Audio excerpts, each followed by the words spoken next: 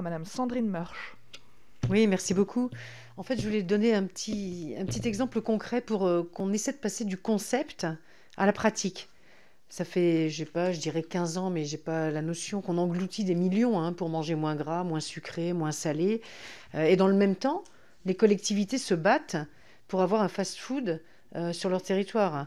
Non, mais je dis ça parce que j'ai un exemple tout récent sur ma circo où c'est en face, juste en face d'un collège, qu'il y a 2 semaines, un fast-food très célèbre s'est installé.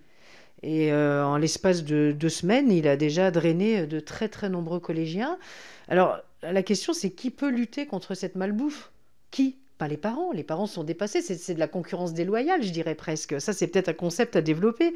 La malbouffe, l'obésité, la détérioration de la santé de ces jeunes qui va à long terme, une fois qu'ils seront adultes, ce dont on parle aujourd'hui dans le rapport, c'est quand même difficile. Et je trouve que ce coût, il va peser d'office sur nos impôts, sur les caisses de la société de la sécurité sociale. Alors la première question, c'est comment on peut intégrer peut-être ce coût de santé publique dans les appels d'offres et devenir concernant pour les maires et pour les établissements, qu'il y ait un rapport de cause à effet, je dirais, entre ce qu'on fait concrètement et ce que ça va coûter ensuite. Ça, c'est la première question, parce que j'ai décelé aussi, et c'est vrai, tout le monde doit le savoir de la même manière, que dès qu'il y a un projet d'établissement scolaire, il y a une petite structure de supermarché et on sait où, dans quel rayon vont directement tous les jeunes quand ils sont à proximité d'un petit supermarché. On sait dans quel rayon ils vont, on le sait, ça, il n'y a pas de mystère, on sait ce qu'ils vont manger.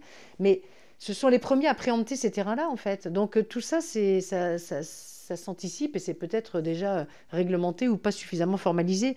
En tout cas, ce fast-food, par exemple, c'est 450 mètres carrés, 202 places assises, 176 en terrasse.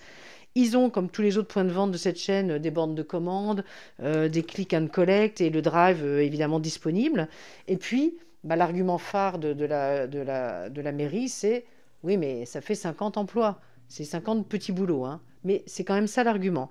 Donc, au final, combien ça coûte, combien ça rapporte, ça revient à la question de mon collègue, mais je trouve que ce serait quand même super intéressant parce qu'on sait combien ça coûte. Enfin, on sait combien ça va rapporter pour l'entreprise, ça on le sait mais on ne sait pas du tout combien ça va coûter à la société, donc à nous en fait. On manque de chiffres et je trouve que on n'est pas assez marketing par rapport à ça. Je trouve que non, mais c'est vrai. Je trouve qu'on devrait avoir un rapport plus puissant avec à armes égales, je dirais quoi. Donc dire combien ça rapporte de mieux manger quand on est collégien. Eh ben, je pense que certains pays le font déjà peut-être et sont en avance, c'était la discussion précédente, et qu'il faudrait communiquer beaucoup plus fortement là-dessus pour concerner.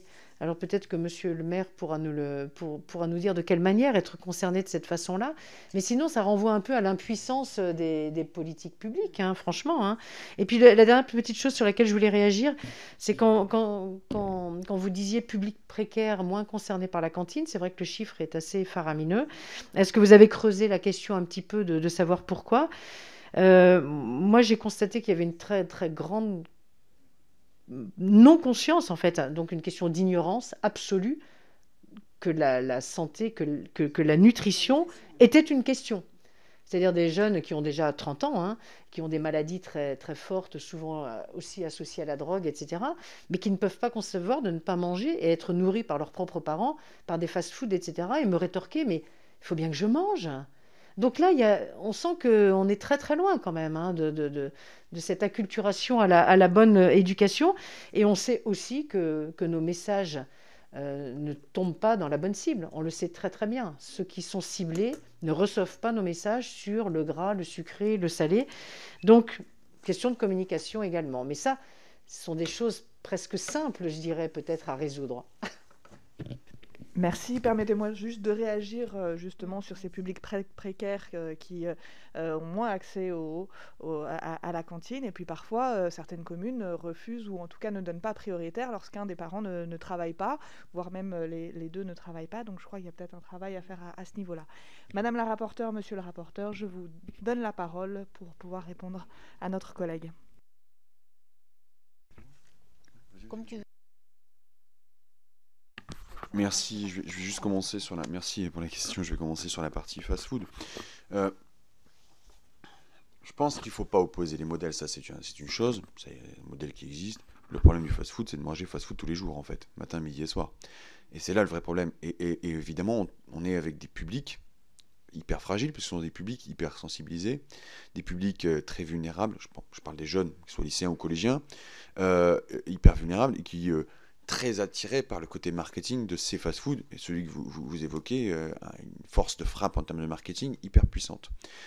On n'a pas travaillé la question de savoir, parce que là, clairement, c'est un positionnement géographique, c'est le fast. À la limite, vous n'êtes pas opposés, les gens ne sont pas opposés au développement du fast-food dans la ville. Ça crée des emplois, comme vous l'avez dit, ça fait vivre des agriculteurs, puisque généralement, ils ont conventionné avec les agriculteurs locaux, avec du bœuf français, des salades françaises, des pommes de terre françaises, etc. Le problème, c'est le positionnement en face du collège. Et alors, on ne l'a pas travaillé, mais peut-être l'idée que j'ai, une idée comme ça qui me traverse l'esprit et qui peut être une forme de réponse et qu'il faut peut-être approfondir, c'est de travailler sur les questions d'urbanisme. Une ville a un PLU ou un PLUI ou une carte d'urbanisme dans tous les cas de figure. Et c'est à ce niveau-là qu'il faut certainement y travailler, quelque chose qui n'est pas du tout étudié en réalité.